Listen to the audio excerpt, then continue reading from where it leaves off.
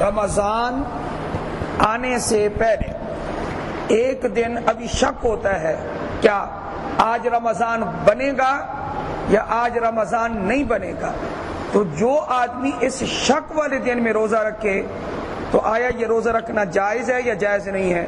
حرام ہے۔ یہ روزہ رکھنا شک والے دن میں حرام ہے۔ سنیں، من صام یوم الشک فقد عصى ابا القاسم صلی اللہ علیہ وسلم، جس نے شک والے دن میں روزہ رکھا اس نے ابو القاسم حضرت محمد صلی اللہ علیہ وسلم کی نافرمانی کی۔ اب ان لوگوں کا پتہ چل گیا، دو لوگ کہتے ہیں استقبالیہ روزے رکھو، ایک دو دن استقبالیہ روزے رکھو۔ روزہ کیوں رکھا ہوا ہے جی؟ رمضان کا استقبال کر رہے ہیں۔ یہ پتہ نہیں کہاں سے رسم نکلی ہے، ہمیں احادیث سے قرآن سے اس کا کوئی ثبوت نہیں ملتا، اس لیے شک والے دن میں روزہ رکھنا حرام ہے۔ نمبر 2، کوئی آدمی جمعہ والے دن کو مخصوص کر لے کہ میں جب بھی نفلی روزہ رکھوں گا تو جمعہ والے دن رکھوں گا، یہ مکروہ ہے۔ آپ صلی اللہ علیہ وسلم نے اس سے منع کیا ہے، مشکات میں یہ حدیث موجود ہے۔ 2 دن ہو گئے، جمعہ کو مخصوص کرنا ناپسندیدہ عمل، شک والے دن میں روزہ رکھنا ناپسندیدہ عمل۔ نمبر 3، آپ علیہ الصلوۃ والسلام نے دونوں عیدوں والے دن روزہ رکھنے سے منع کیا۔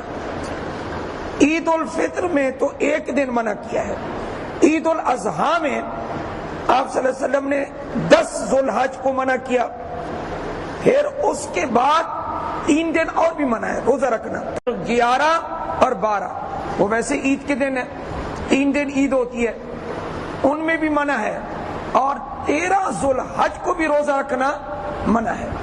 ان دنوں میں روزہ رکھنا آپ علیہ السلام نے بالکل ممنوع قرار دیا۔ ساری کھانے کے بارے میں حدیث، آپ علیہ الصلوۃ والسلام نے ارشاد فرمایا تسحروا فإن فی السحور برکہ، سحری کا کھانا کھایا کرو اس لیے کہ سحری کے کھانے میں اللہ نے برکت رکھی ہے، اور سحری کے لقمے یہ وہ کھانا ہے، یہ جو میرے سامنے حدیث کی کتاب ہے، دنیا میں اس سے بڑھ کر حدیث کی کتاب موجود نہیں ہے، اس کا نام پڑھ لیں، یہ اتنی مقبول کتاب ہے، اس کا نام ہے صحیح البخاری، اس سے بڑھ کر اور حدیثیں آپ کو کسی ایک کتاب میں نہیں ملے گی۔ آپ علیہ السلام نے جس کھانے کے بارے میں فرمایا ہو اس کھانے میں برکت ہے، تو اس کھانے کو چھوڑنے کی کیا ضرورت ہے؟ لوگ جو ہے 12 بجے کھا کے سو جاتے ہیں، وہ ساری نہیں ہوتی وہ۔ اب حدیث سنیں، آپ علیہ الصلوۃ والسلام نے ارشاد فرمایا لا یزال الناس بخیر ما عجل الفطر، وزاد ابو ذر فی حدیثہ واخر السحور۔ آپ علیہ السلام کے 2 ارشاد، نمبر 1 فرمایا کہ میری امت بلکہ کل لوگ یہ خیر کے ساتھ رہیں گے، ساری دنیا خیر کے ساتھ رہے گی جب تک یہ 2 کام کرتے رہیں گے۔ کون سے 2 کام کریں؟ پہلا کام فرمایا کہ اجل الفطر، افطار کا وقت جیسے ہو جائے فوراً روزہ افطار کر لیں۔ کھجور آپ اٹھا کر بیٹھے ہوں یا پانی کا گھونٹ، اذان ہو بر وقت اذان ہو یا وقت ہو جائے افطار کا، اس وقت آپ بالکل تیار بیٹھے ہوں کھانے کے لیے، تو جلدی کرنا افطار میں، یہ آپ علیہ السلام کی سنت ہے۔ نمبر 2، سحری کو مؤخر کرنا، یہ نبی علیہ الصلوۃ والسلام کی سنت ہے۔ سحری بالکل آخر وقت تک آدمی لے جائے، 1-8 منٹ رہتا ہو تو آدمی چھوڑ دے، یا پورے وقت پر آدمی چھوڑ دے۔ یہ نہیں ہے کہ آدھا گھنٹہ پہلے کلی کر کے صاف کر لیا پھر کھانا جائز نہیں، یہ نہیں۔ کچھ لوگوں کے بارے میں نے یہ سنا ہے، اب تو ہم نیت کر بیٹھے ہیں، باقی صوم غد نویت من شہر رمضان بھی پڑھ کر بیٹھے ہیں، اور آدھا گھنٹہ ابھی باقی ہے، تو یاد رکھیں یہ آپ کے باقی صوم غد نویت تو پڑھنے سے کچھ نہیں ہوتا، اس کے بعد بھی آپ کھاتے رہیں۔ کب تک کھا سکتے ہیں؟ جب تک وقت باقی ہے۔ اور افطار میں اگر آپ نے دیر کی تو اتنی ناراضگی ہے اللہ کے رسول صلی اللہ علیہ وسلم کی۔ آپ حدیث سنیں، یہودیوں کا کام ہے یہ، یہودی لوگ روزہ افطار کرتے تھے اور دیر سے کرتے تھے۔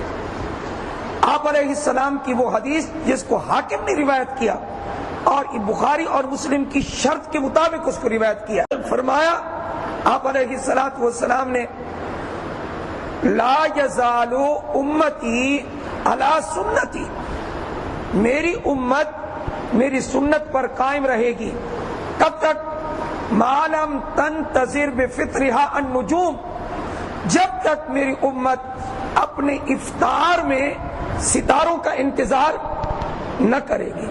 اگر یہ کہے کیا ستارے نکل آئے پھر ہم افطار کریں گے، یہ کون ستاروں کا انتظار کرتے تھے حضور کے زمانے میں؟ اس وقت یہ یہودیوں سے نکلا ہوا فرقہ تو تھا نہیں، یہ تو بعد میں پیدا ہوا۔